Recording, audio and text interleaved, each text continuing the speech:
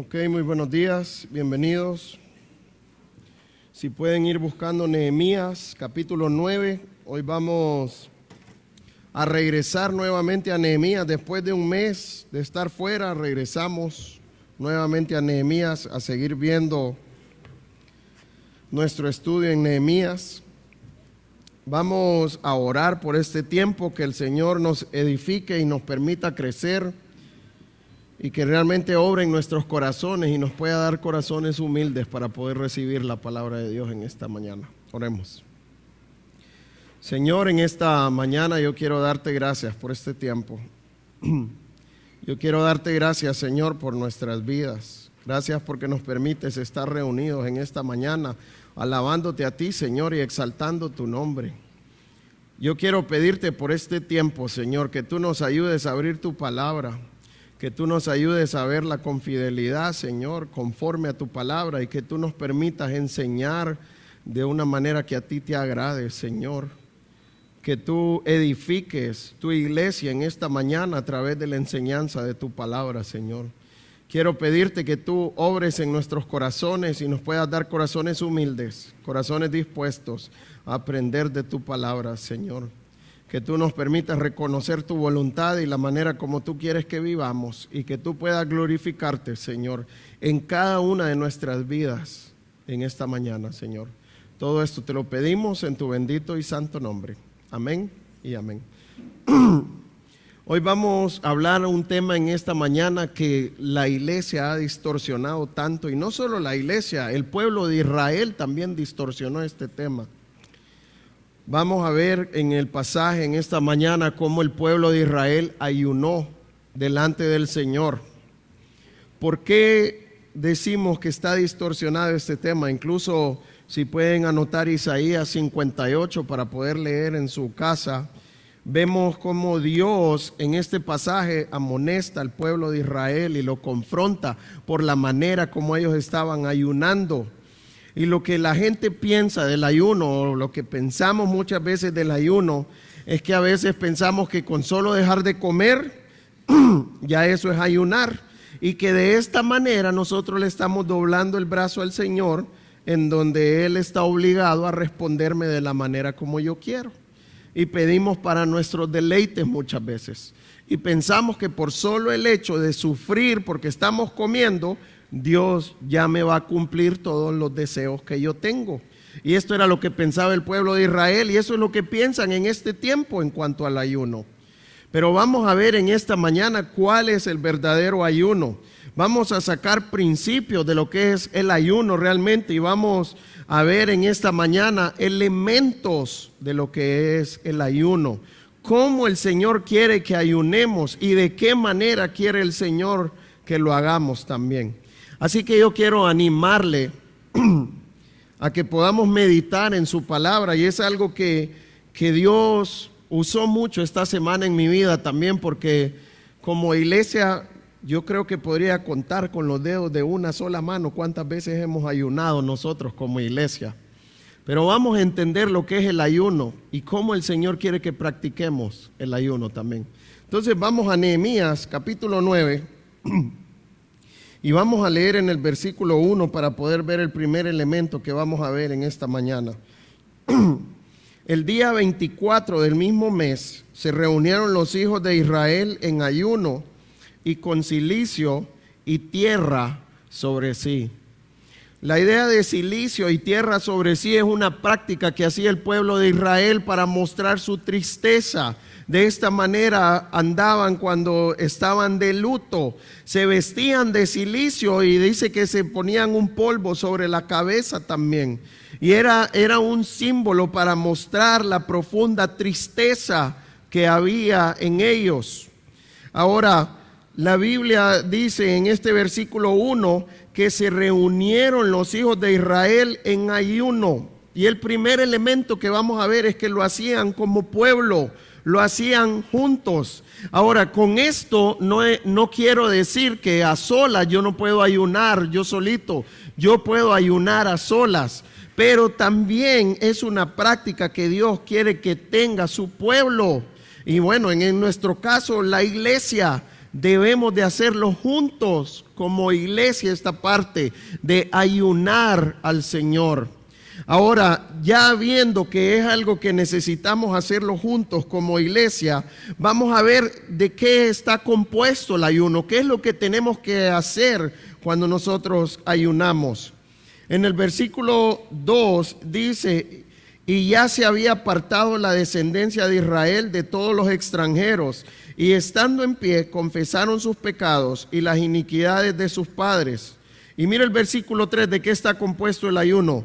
Y puestos de pie en su lugar, ¿qué hicieron? Primeramente, leyeron el libro de la ley. De lo primero que está compuesto el ayuno es de leer la palabra de Dios. Ellos leyeron su palabra. Ahora, ¿cuánto tiempo leyeron la palabra de Dios? Dice en el versículo 3, su Dios la cuarta parte del día, y la cuarta parte confesaron sus pecados y adoraron a Jehová su Dios. Dice la Biblia que por 4 horas el pueblo de Israel leyó la palabra de Dios. ¿Y en qué consiste el ayuno? Primeramente es que necesitamos leer la palabra de Dios. Yo no puedo decir que estoy ayunando sin que esté leyendo la palabra de Dios. En este tiempo nosotros pensamos que ayunar solo es dejar de comer y que no hay que hacer nada más. Y con esto es algo que necesitamos de tener cuidado también en la parte de dejar de comer, porque debemos de hacerlo con sabiduría.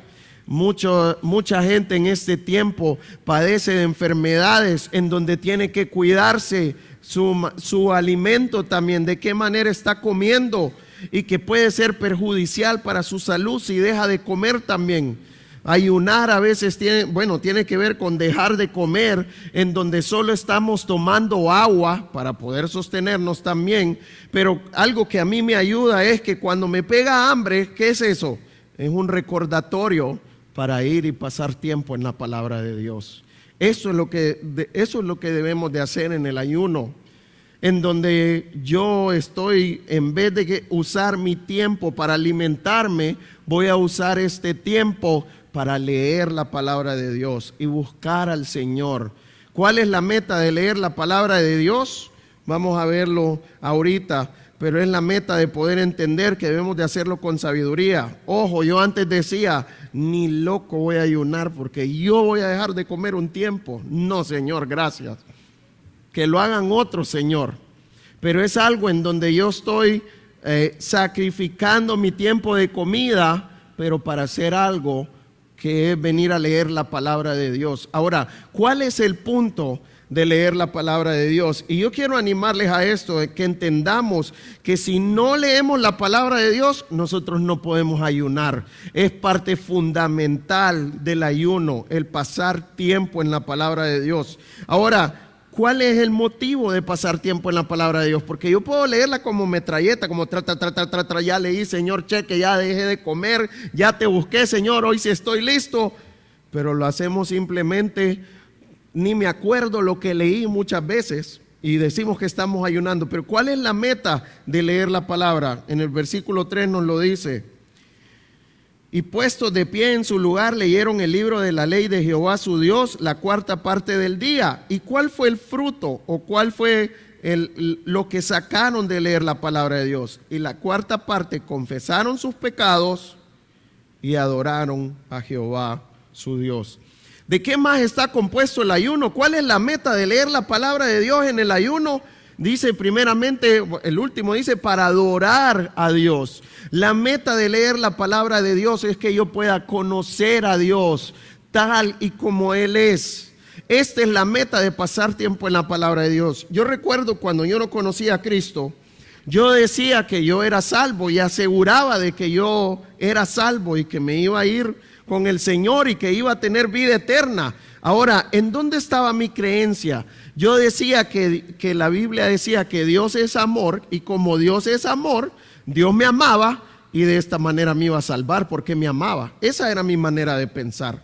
Ahora, cuando yo conocí a Cristo, me di cuenta de lo contrario. Me di cuenta que es cierto que Dios es amor, sí, pero que no solo por eso nos iba a salvar. que tenía que poner mi confianza en Jesucristo como mi único Dios, Señor y Salvador, que tenía que reconocer mi condición de pecador y que de esta manera lo que merecía en el infierno, y de esta manera es que Él me dio la salvación cuando reconocí el señorío de Cristo en mi vida. Ahora, saben, yo tenía fe de que Dios es amor y que por eso me iba a salvar, pero ¿cuál era el problema? Que yo creía en un Dios que no es el que muestra la palabra de Dios.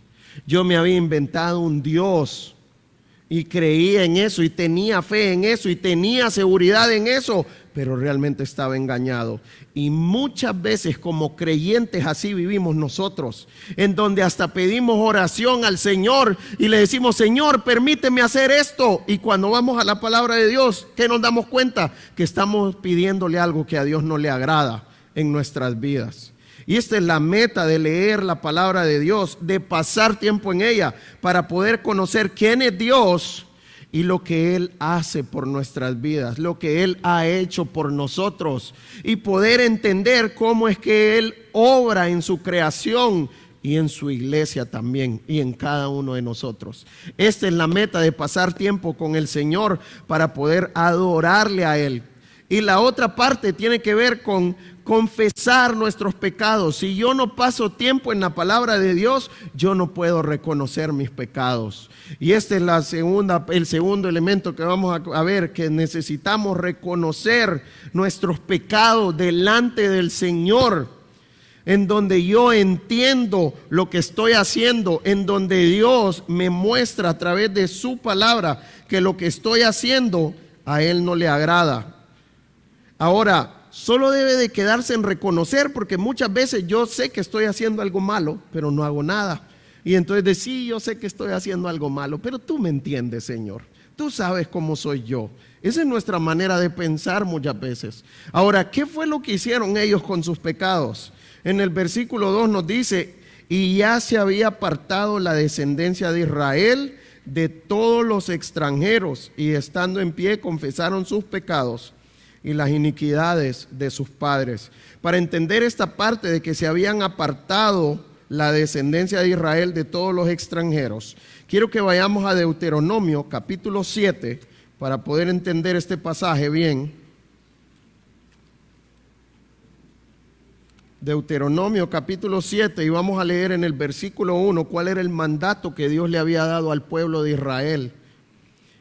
Cuando Jehová tu Dios te haya introducido en la tierra en la cual entrarás para tomarla, y haya echado de delante de ti a muchas naciones, al Eteo, al Gergeseo, al Amorreo, al Cananeo, al Fereceo, al Heveo y al Jebuseo, 7 naciones mayores y más poderosas que tú, y Jehová tu Dios las haya entregado delante de ti y las haya derrotado, las destruirás del todo, no harás con ellas alianza, ni tendrás de ellas misericordia. Mire lo que Dios le dice al pueblo de Israel: yo te tengo la tierra prometida, pero en esta tierra prometida hay 7 naciones que son mayores que ustedes, pero saben, no tengan miedo, yo se las voy a dar en su mano y ustedes las van a derrotar.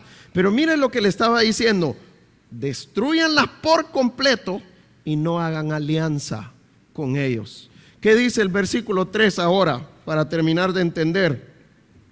Y no emparentarás con ellas, no darás tu hija a su hijo, ni tomarás a su hija para tu hijo. ¿Cuál es la manera de emparentar con las personas? Cuando mi hijo se casa con una muchacha, y de esa manera estamos emparentando con esa familia. O yo, cuando me caso con otra persona, yo estoy emparentando con esta familia también. Entonces, ¿cuál es el mandato que Dios le está dando al pueblo de Israel? No se metan con mujeres u hombres que no sean israelitas. No se metan con personas que sean de otras naciones. Y pues aquí uno se pregunte, ¿pero por qué el Señor les pidió eso? Versículo 4. Porque desviará a tu hijo de en pos de mí, y servirán a dioses ajenos, y el furor de Jehová se encenderá sobre vosotros y te destruirá pronto. ¿Cuál era el motivo por el cual Dios dio este mandato?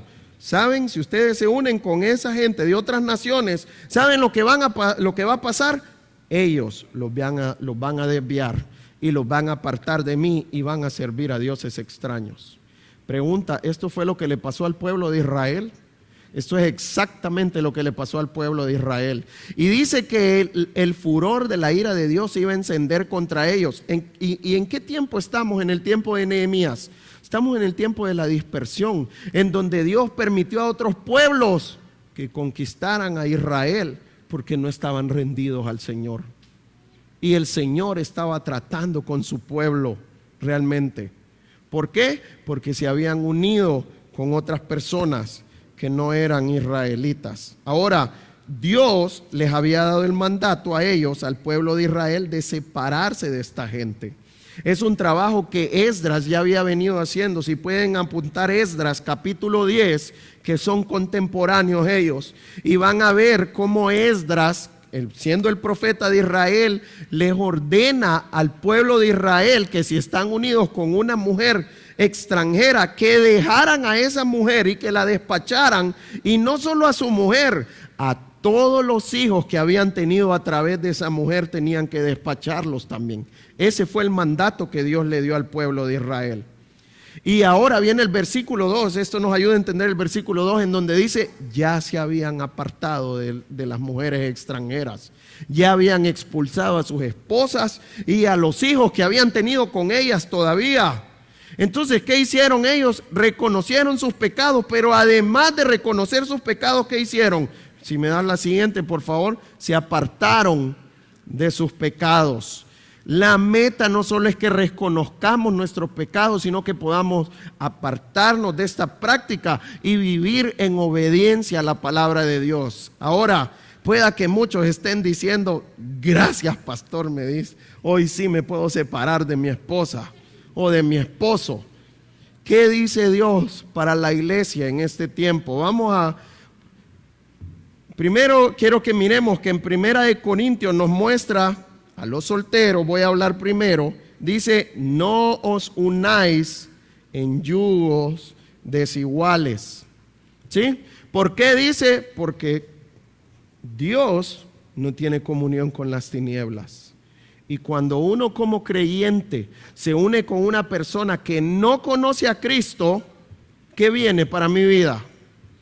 Problemas, y voy a encender el furor de la ira de Dios también. Y es algo que necesitamos cuidarnos. Así que yo quiero animarles a los solteros, no se casen con personas que no conocen a Cristo.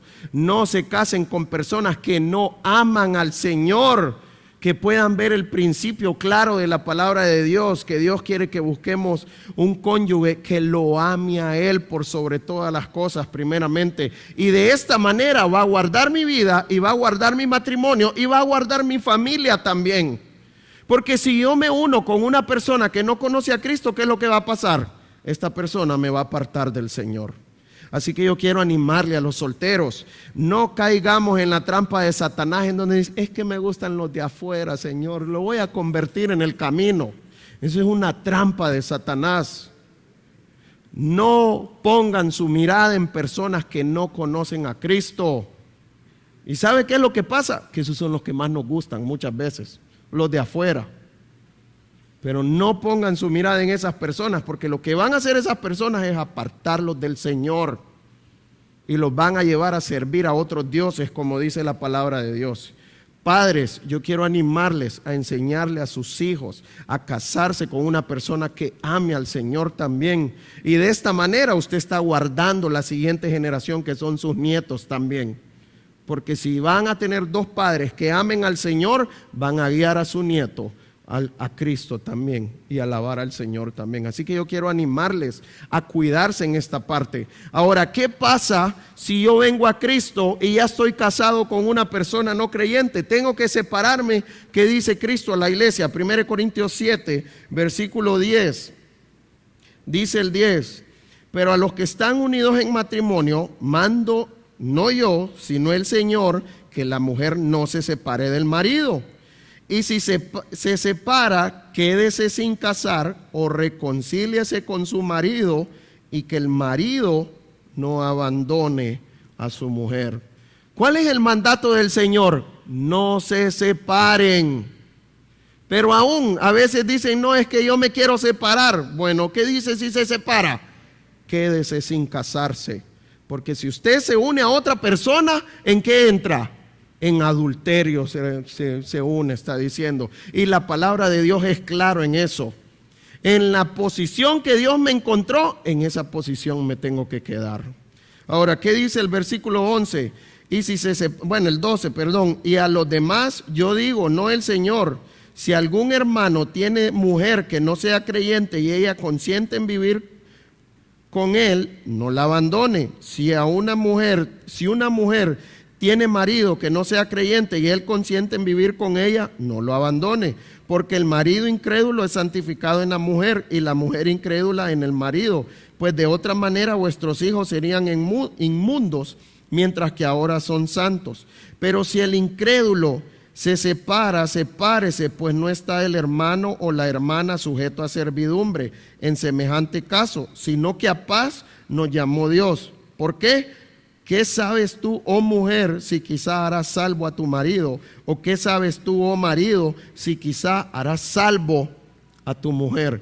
¿Qué es lo que el Señor quiere? Que usted esté con esa persona que no conoce a Cristo, porque usted no sabe si Dios va a usarla a usted para alcanzar a su cónyuge que no es creyente. Así que yo quiero animarle. Usted está casado con una persona que no conoce a Cristo, eso no le da el derecho de separarse de esta persona. Necesita estar con él y amar al Señor y rendirse al Señor y orar por la salvación de su cónyuge, para que realmente usted pueda ver a su cónyuge, rendirse al Señor y que Dios use su vida como un testimonio para que esta persona pueda ver a Cristo y que pueda rendirse a Cristo realmente. Entonces ya miramos que para la iglesia nos da el mandamiento que no nos casemos en yugo desigual, pero también nos dice que si llegamos a Cristo ya casados, que no nos separemos, que empecemos a orar por la salvación de nuestro cónyuge también. Entonces ya miramos que leyeron la palabra de Dios, reconocieron sus pecados y se apartaron de sus pecados. Pero también el versículo 2 dice que reconocieron el pecado de sus padres también. Vamos a ver cuáles fueron los pecados de sus padres. Versículo 16. Dice Nehemías 9:16. Mas ellos y nuestros padres fueron soberbios y endurecieron su cerviz y no escucharon tus mandamientos. No quisieron oír ni se acordaron de tus maravillas que habías hecho con ellos. Antes endurecieron su cerviz y en su rebelión pensaron poner caudillo para volverse a su servidumbre. Pero tú eres Dios que perdonas, clemente y piadoso, tardo para la ira y grande en misericordia, porque no los abandonaste. Entonces la Biblia dice que el pueblo de Israel eran soberbios. ¿Cuál es la idea de soberbio? La mejor manera que me ha ayudado a entender la palabra soberbia es cuando vemos Primera de Pedro capítulo 5, en donde dice que Dios resiste a los soberbios y da gracia a los humildes. Y Dios muestra un contraste claro, está haciendo un contraste entre los soberbios y los humildes. Y dice que a los soberbios, ¿qué va a hacer? Los va a resistir, y a los humildes les va a dar gracia. Si nosotros queremos que Dios nos dé gracia, ¿qué tenemos que hacer nosotros? Necesitamos ser humildes, ¿sí? Ahora, entendiendo la humildad, si yo lo pongo de contraste, voy a poder entender qué es la soberbia. ¿Cuál es el mayor ejemplo de humildad que Dios nos ha dado? Cristo. Y Filipenses capítulo 2 nos dice que Él se humilló haciéndose obediente hasta la muerte y muerte de cruz. ¿Qué es ser una persona humilde? Cuando me estoy rindiendo a la voluntad de Dios y cuando me rindo a las autoridades que Dios me ha dado. Y por eso es que me gusta la Primera de Pedro, que me ayuda a entenderlo, porque si ustedes se fijan en el contexto de Primera de Pedro para llegar a ese versículo, empieza hablando de los ancianos primero y después le dice a la iglesia que nos rindamos o que nos sometamos a los ancianos. Y de esta manera es donde empieza a decir, porque Dios resiste a los soberbios y da gracia a los humildes. Entonces, cuando uno es soberbio, cuando no quiere someterse a la voluntad de Dios, o cuando no queremos someternos a la autoridad que Dios nos ha dado. Y esto eran lo que eran los del pueblo de Israel. Lo que hicieron fue que no se quisieron someter a la voluntad de Dios, y con esto se apartaron de Dios. Y nosotros necesitamos tener cuidado, porque muchas veces nosotros somos soberbios con el Señor, en donde vemos un principio bíblico y decimos, no puedo vivir sin eso, así que no me aparto, Señor. El Señor espera y anhela de sus hijos que nos apartemos de cada práctica que a Él no le agrada en nuestras vidas. Versículo 18, para ver el siguiente.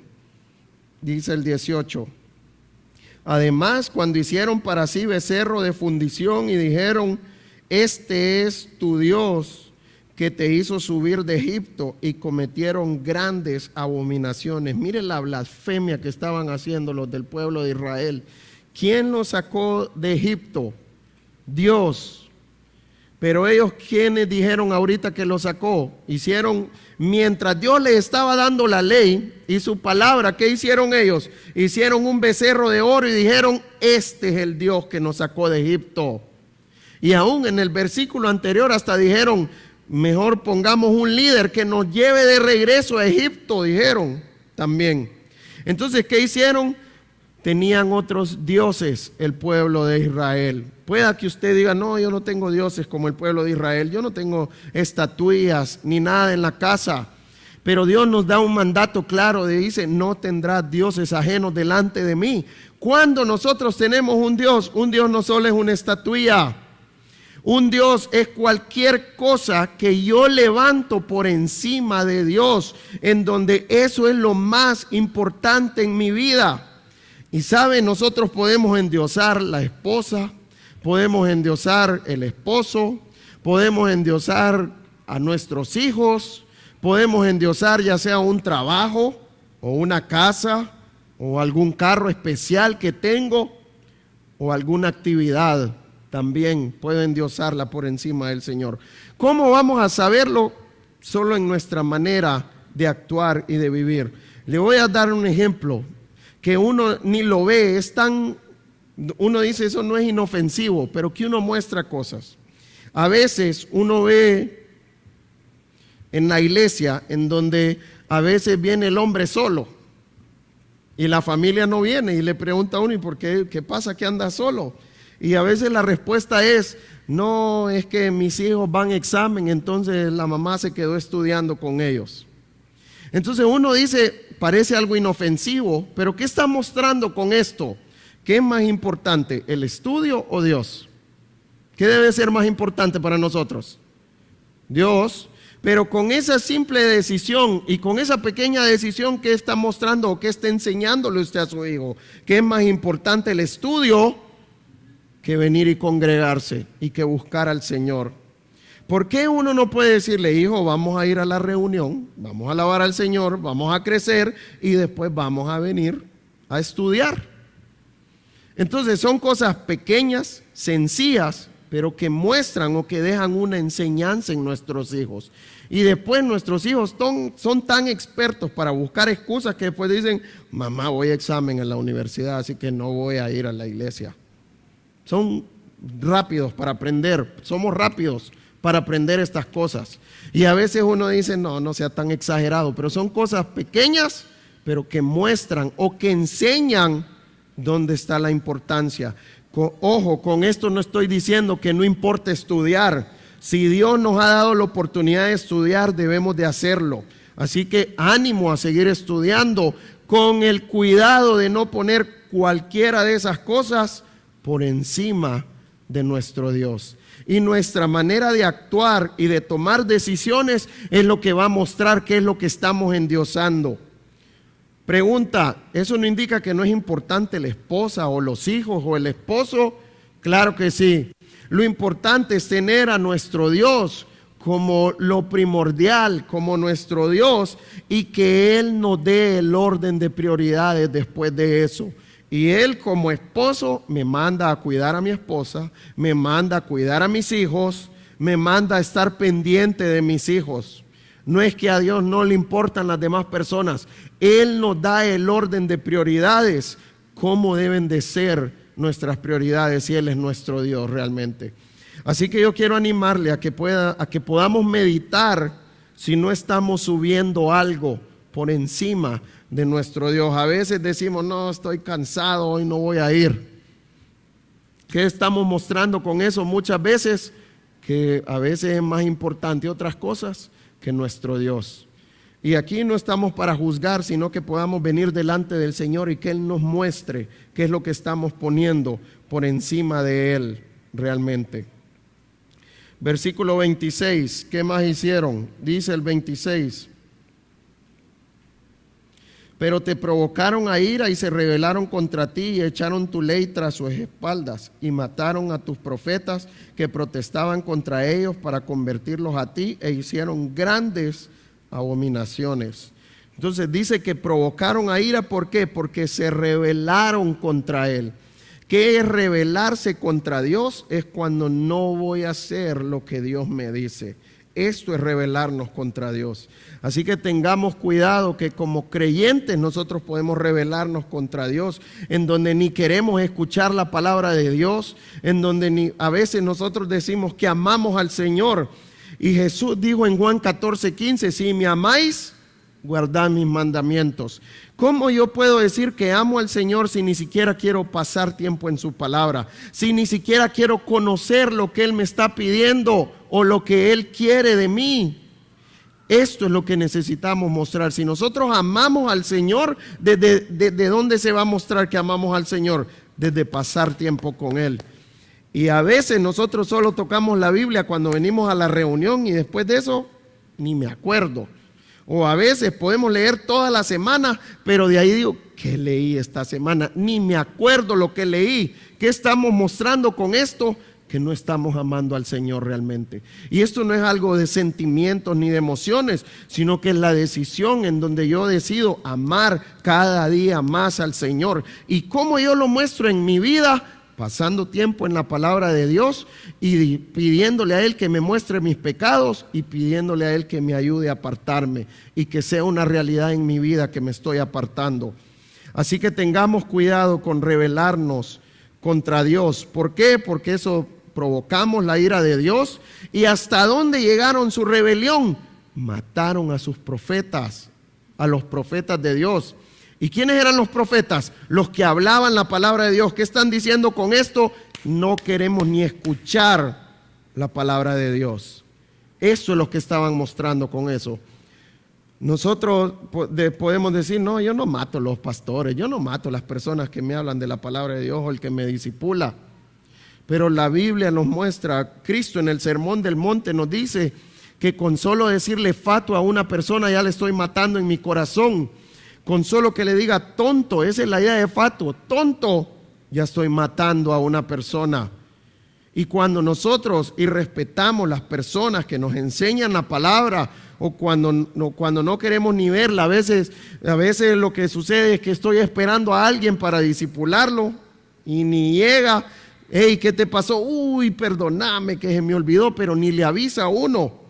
¿Y qué es eso? Con eso uno ya está mostrando dónde está su prioridad. Y lo que está haciendo es que no quiere escuchar la palabra de Dios también. Ni siquiera tiene el deseo de hacerlo, ni el interés de hacerlo.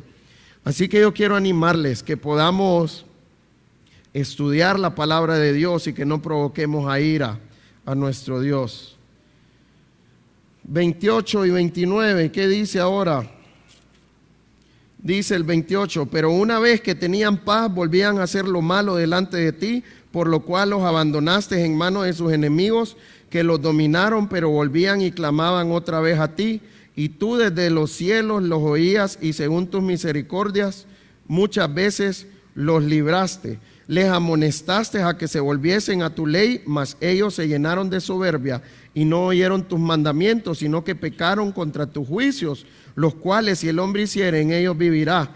Se rebelaron, endurecieron su cerviz y no escucharon.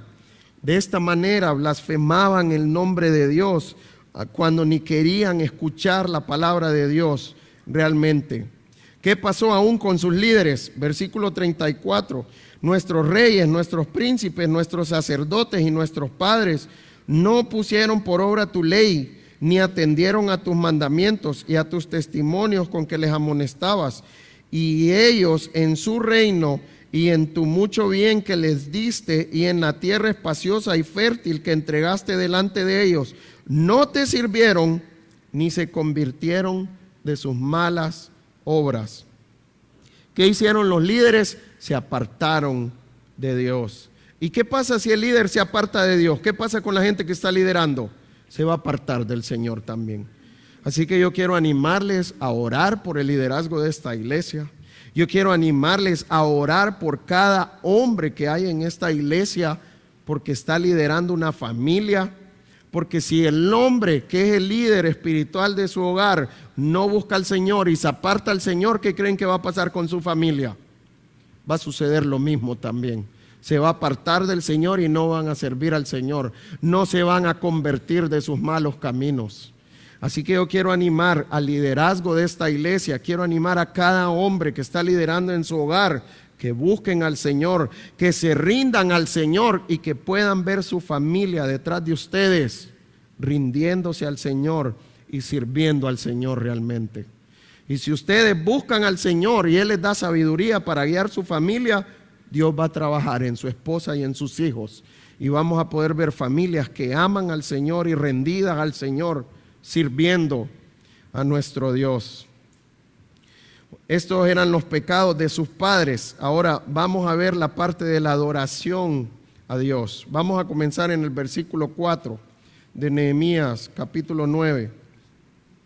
Luego se levantaron sobre la grada de los levitas Jesúa, Bani, Cadmiel, Sebanías, Buni, Serebías, Bani y Kenani, y clamaron en voz alta a Jehová su Dios. Y dijeron los levitas Jesúa, Cadmiel, Bani, Asabnías, Serebías, Odías, Sebanías y Petaías: levantaos, bendecid a Jehová vuestro Dios desde la eternidad hasta la eternidad, y bendigas el nombre tuyo, glorioso y alto sobre toda bendición y alabanza. Ya habíamos visto cuál era la actividad de los levitas: poder alabar al Señor, poder mostrar al pueblo cómo alabar al Señor y poder juzgar al pueblo también enseñando la palabra de Dios. Entonces, ¿qué es lo que quiero que miremos en cuanto a la adoración? Primero, que cuando lo hacemos como iglesia debemos de hacerlo en orden. Los líderes dirigen la adoración. ¿Cuál es la responsabilidad de nuestro ministerio de alabanza? No es mostrar su talento, sino animar a la iglesia a hacerlo. Si ustedes se fijan, en el versículo 5 les dicen: levantaos, bendecid a Jehová vuestro Dios desde la eternidad hasta la eternidad, y bendigas el nombre tuyo. ¿Qué es lo que están haciendo los levitas? Animando al pueblo a adorar al Señor. Y esa es la labor de nuestro ministerio de alabanza: animar a la iglesia a alabar al Señor. ¿Por qué es importante la alabanza? A veces la gente piensa que la alabanza es el tiempo en donde la persona va a preparar su corazón para poder escuchar el mensaje. Pero ¿qué es la alabanza? La alabanza lo que debe hacer es que debe de enseñar la palabra de Dios. Y a mí me ha ayudado mucho Colosenses 3:16, si lo pueden anotar y aprendérselo de memoria. Quiero animarles a eso y que lo puedan practicar en el grupo casa. ¿Qué es lo que dice Colosenses 3:16 que me ha ayudado mucho a mí? Primero nos da un mandato, dice que la palabra de Cristo mora en abundancia en nosotros. Dios quiere que la palabra de Cristo no solo que more en nuestras vidas, sino que sea en abundancia, que la palabra de Dios esté impregnada en nuestros corazones. Ahora, ¿cómo yo me doy cuenta que la palabra de Cristo mora en abundancia en mí? Les quiero poner una ilustración. Si yo quiero un jugo de naranja, voy a ir a comprar naranjas al súper, ¿sí? Y a veces uno mira unas naranjas y dice: qué bonitas se ven jugosas. Pero ¿qué tiene que hacer uno para saber y cerciorarse si realmente la naranja es jugosa? Tiene que exprimir la naranja, ¿sí? Si yo no la exprimo, yo no voy a saber si es jugosa. Ahora, ¿qué es lo que pasa con muchas naranjas? Que las exprimimos y solo sale una gotita tal vez. Y de ahí no sale absolutamente nada. Ahora, una pregunta, ¿cómo nosotros nos podemos dar cuenta de que estamos llenos entonces?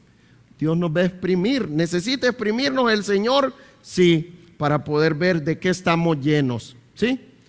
Pregunta, si yo estoy lleno de la palabra de Dios, ¿qué va a salir de mi vida? Su voluntad, su palabra. ¿Cómo van a ser mis reacciones si yo estoy lleno de la palabra de Dios? Conforme a su palabra. Y mire cómo Dios actúa en nosotros. Dios usa a mi esposa, Dios usa a mis hijos, Dios usa a los taxistas, Dios usa a los choferes de rapiditos, Dios usa al vecino, Dios usa a los empleados, Dios usa a los hermanos de la iglesia. ¿Para qué? Para exprimirnos, para ver cómo estamos. Y cuando me exprimen y si yo empiezo a gritar, ¿de qué estoy lleno entonces? ¿De la palabra de Dios? ¿De qué estamos llenos? De nuestro pecado realmente, de nuestros deseos carnales. Así que yo quiero animarles que podamos llenarnos abundantemente de la palabra de Dios, porque con solo que nos expriman, ¿qué va a salir de nosotros? El amor del Señor. Y vamos a tener buenas reacciones. ¿Eso es difícil? Sí es difícil, lo confieso que es difícil. ¿Sí? Ahora, el mismo pasaje nos dice cómo debe de morar en nosotros en abundancia la palabra de Dios. Primero dice, enseñándonos unos a otros. ¿Sí? Entonces, ¿cuál es la meta? Dios usa la congregación, Dios usa la iglesia, para eso es que debemos de congregarnos, para que nos ayudemos mutuamente a enseñarnos la palabra de Dios y animarnos a vivir conforme a la palabra de Dios. Por eso es importante que nos congreguemos. Por eso es importante ser parte de un estudio, por eso es importante que puedan asistir a un grupo de la iglesia para poder tener este tipo de relación con sus hermanos, en donde hay una persona enseñándole la palabra de Dios, pero también animándole si ve en usted una práctica que a Dios no le agrada, y que con amor y con confianza nos podamos acercar. Pregunta, ¿yo puedo acercarme a cualquier persona para animarla de esa manera? No, necesito tener una relación con ella, necesito crecer en esa confianza para poder corregirla de esta manera, para poder animar a mi hermano a vivir para el Señor. Así que yo quiero animarle, estamos comenzando el año, es una buena meta que podamos ser parte de esta congregación, que los hermanos me puedan enseñar la palabra de Dios, que yo pueda crecer en una relación con mis hermanos, en donde tienen la confianza de corregirme y que yo puedo recibir esa corrección del Señor realmente. Ahora, hay una segunda manera que nos dice el versículo, cómo va a morar en abundancia en nosotros, y por eso me metí en esto. Cantando salmos e himnos y cánticos espirituales. Saben, a veces nosotros nos metemos al ritmo, no, es que es de esta manera y que es de la otra manera, y hasta dicen, no, es que ese ritmo es pecado, es que esa cosa es así. A mí lo que me ha ayudado este versículo es entender qué necesito escuchar yo, qué tipo de música escucho, qué personas estoy escuchando. ¿Qué es lo que me está diciendo este versículo? Que todo lo que yo escucho, esto es lo que yo voy a usar para que la palabra de Dios more en abundancia en nosotros. Si yo empiezo a escuchar personas que no conocen a Cristo y que solo empiezan a decir cosas y a hacer cosas que no alaban ni adoran al Señor, ¿qué es lo que estoy metiendo en mi vida? No es la palabra de Dios. Y a mí esto me ha ayudado para saber y entender qué tipo de música debo de escuchar también. ¿Qué tipo de música debe escuchar? Música que viene de la palabra de Dios. Y por eso es importante la alabanza en la iglesia. Porque ¿qué estamos haciendo en la alabanza nosotros como iglesia? Enseñando la palabra de Dios a la congregación. No es algo para prepararme, sino que lo que estoy haciendo es aprendiendo de la palabra de Dios a través de la alabanza. Y por eso como iglesia necesitamos cuidar qué tipo de música cantamos aquí al Señor. ¿Cómo alabamos al Señor? Porque la meta es que eso que cantamos debe de venir de la palabra de Dios y debe de alabar al Señor. Y por eso ese es el trabajo del grupo de alabanza, en donde puedan animar a la congregación a alabar al Señor. Ahora, ¿qué nos muestra la palabra de Dios? También la idea es que podamos conocer a Dios y reconocer quién es Él y lo que ha hecho por nosotros. Y esto es lo que van a hacer ahora el pueblo de Israel. Versículo 6. ¿Qué dice el versículo 6? Tú solo eres Jehová, tú hiciste los cielos y los cielos de los cielos, con todo su ejército, la tierra y todo lo que está en ella, los mares y todo lo que hay en ellos. Y tú vivificas todas las cosas, y los ejércitos de los cielos te adoran. Entonces, ¿cómo adoraron al Señor? Primeramente, entendiendo que Él creó todas las cosas. Y no solo que Él lo creó, que Él las sustenta. Él es el que vivifica. ¿Quién es el que nos da vida eterna? Dios, no somos nosotros. No es un hombre, no es nadie. Es Dios quien nos da vida eterna y Él sustenta su creación. ¿Puedo confiar en que Dios va a sustentar la creación? ¿Debo de tener miedo entonces de lo que pasa? ¿Cuánto hemos tenido miedo muchas veces de cómo está la situación política en nuestro país? ¿Quién es el que sustenta nuestro país? Dios, y Él sabe lo que permite nuestro país. Bueno, en este tiempo, ¿cuántos tenían miedo que va a comenzar la tercera guerra mundial? Decíamos, dicen muchos. ¿Debemos de tener miedo de eso? No, porque Él está al control. Y Él es el que sustenta la tierra. Y Él sabe lo que permite en su creación.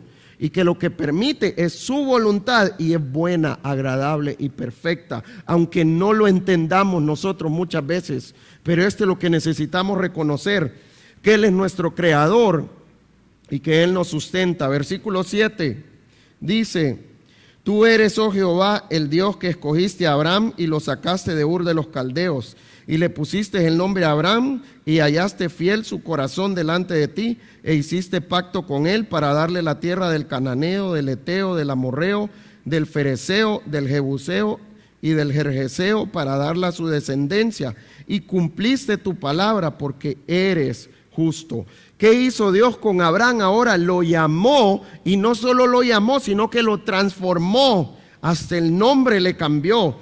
Abraham era fiel por la obra que Dios había hecho en él. Y esto es lo que Él hace con cada uno de nosotros. Nos llama y nos transforma. Y si nosotros somos fieles, no porque nosotros somos buenos, sino por la obra que Dios hace en nuestras vidas. Y saben, Él es el que lo prometió, Él es el que lo va a cumplir también. Y vemos las promesas de Dios que se cumplen, sí, aún nosotros podemos verlo en nuestras vidas. ¿A quién fue hecha la promesa en donde decía: en ti serán benditas todas las naciones de la tierra? Abraham. Esa promesa era para Abraham, pero nosotros entramos en la promesa de Abraham, y por eso es que esta mañana nosotros podemos estar alabando a nuestro Dios y podemos adorar a nuestro Dios también por la obra que Él ha hecho en nosotros, por la promesa hecha a Abraham miles de años atrás. Es que nosotros estamos aquí alabando a nuestro Dios. Entonces, ¿qué miramos? Que Dios obra conforme a sus pactos y los cumple. Ahora vamos a leer del 9 al 12, que es la parte del Éxodo. Dice el 9: Y miraste la aflicción de nuestros padres en Egipto, y oíste el clamor de ellos en el mar Rojo, e hiciste señales y maravillas contra Faraón, contra todos sus siervos y contra todo el pueblo de su tierra, porque sabías que habían procedido con soberbia contra ellos, y te hiciste nombre grande, como en este día. Dividiste el mar delante de ellos, y pasaron por medio de él en seco, y a sus perseguidores echaste en las profundidades como una piedra en profundas aguas. Con columna de nube lo guiaste de día, y con columna de fuego de noche, para alumbrarles el camino por donde habían de ir.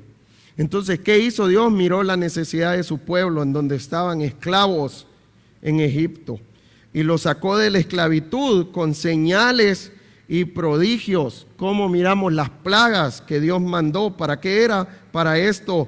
Cómo miramos que el pueblo de Israel celebró la Pascua, en donde mataron un animal, y Dios les dijo: pongan sangre en el dintel de la puerta. ¿Por qué? Porque iba a pasar un ángel matando todos los primogénitos de los egipcios, pero no murió ningún primogénito de los judíos, de los israelitas. ¿Por qué? Por la mancha de sangre que habían puesto del cordero.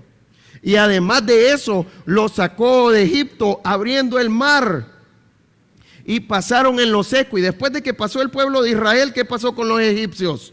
Fueron consumidos por las aguas. Vemos cómo la poderosa mano de Dios los liberó de la esclavitud de Egipto a este pueblo. Y no solo los liberó, también su presencia iba con ellos. La Biblia dice que era una columna de nube en el día y una columna de fuego en la noche. ¿Qué mostraba esto? La presencia de Dios con el pueblo, y el pueblo guiando, porque era para ver por dónde iban a ir. Esto era lo que Dios usaba para guiarles a ellos y para cuidarlos también.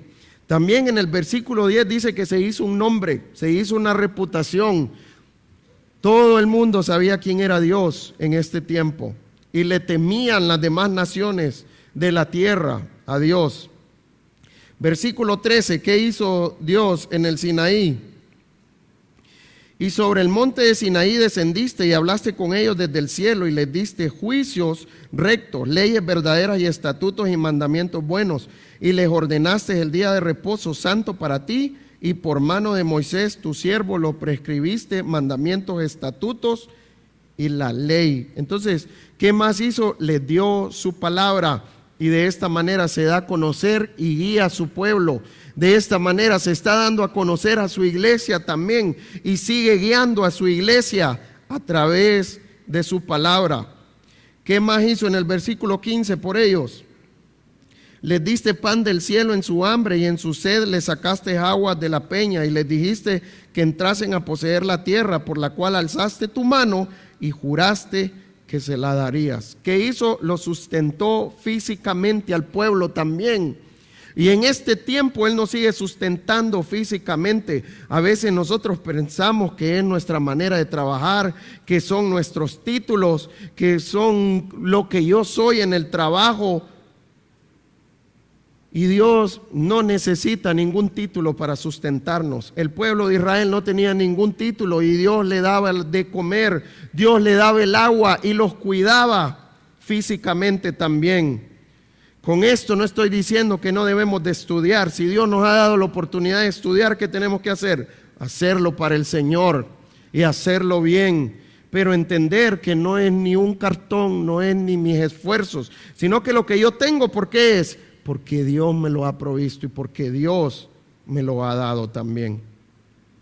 Ahora, Dios es fiel a sus pactos. Y vemos en el versículo 16 al 18, si pueden leerlo en su casa, que Dios nos perdona. Dios es un Dios que perdona los pecados de sus hijos. Del 19 al 21, este sí lo quiero leer. Versículo 19 dice: tú con todo por tus muchas misericordias no los abandonaste en el desierto. La columna de nube no se apartó de ellos de día para guiarlos por el camino, ni de noche la columna de fuego para alumbrarles el camino por el cual habían de ir. Y enviaste tu buen espíritu para enseñarles, y no retiraste tu maná de su boca, y agua les diste para su sed. Y mira el 21, los sustentaste 40 años en el desierto, de ninguna cosa tuvieron necesidad, sus vestidos no se envejecieron, ni qué dice, ni se hincharon sus pies. ¿Se imagina usted vagar 40 años por el desierto, caminando, y Dios ni siquiera permitió que se les hincharan los pies? Entonces, ¿qué nos muestra esto?